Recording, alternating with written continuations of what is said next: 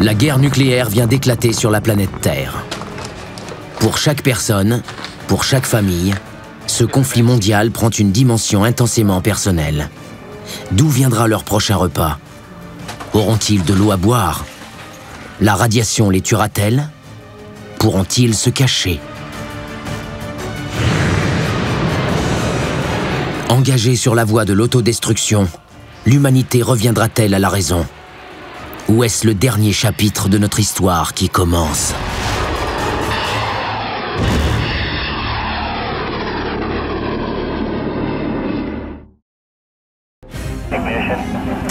Que se passerait-il si une guerre nucléaire mondiale éclatait aujourd'hui?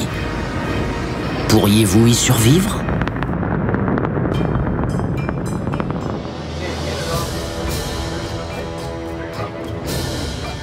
Les missiles nucléaires américains et russes remplissent le ciel de notre planète. L'impensable s'est produit. La Troisième Guerre mondiale vient de commencer.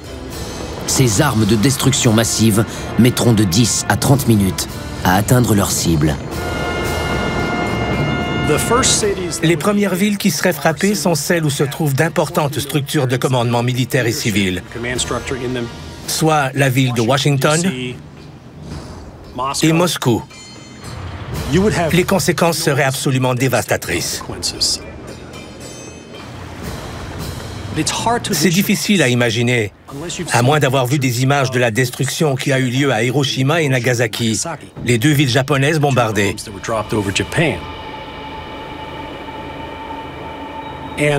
Les bombes en question étaient minuscules en comparaison des ogives de grande puissance que transporteraient les missiles balistiques.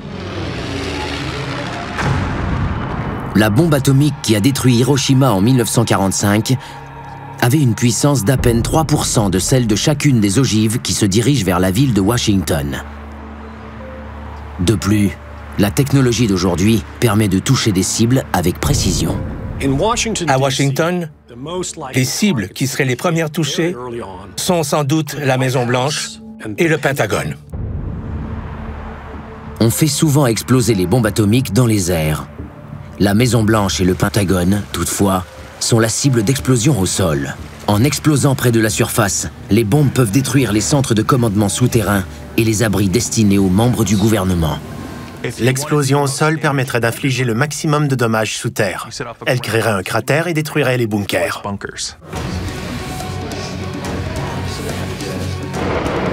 Le missile dirigé contre la Maison-Blanche touche sa cible avec précision.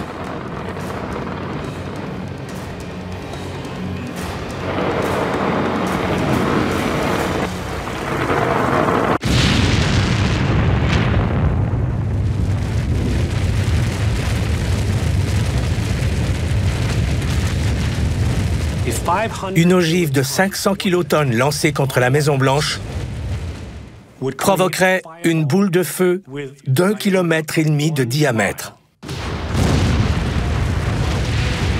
À l'intérieur de la boule de feu, la température atteint plus de 5 500 000 degrés, tuant instantanément tous ceux qui s'y trouvent.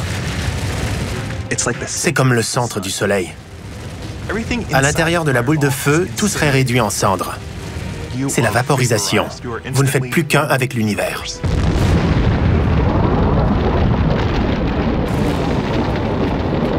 La pression de souffle à l'extérieur de la boule de feu est presque aussi meurtrière. Elle projetterait des objets sur vous et vous sur des objets. Le souffle fracturait les os et pourrait même arracher la peau.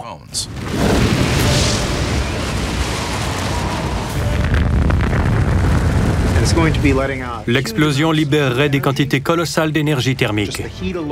La chaleur à elle seule pourrait infliger des brûlures au 3e degré à des gens se trouvant à plus de 10 km.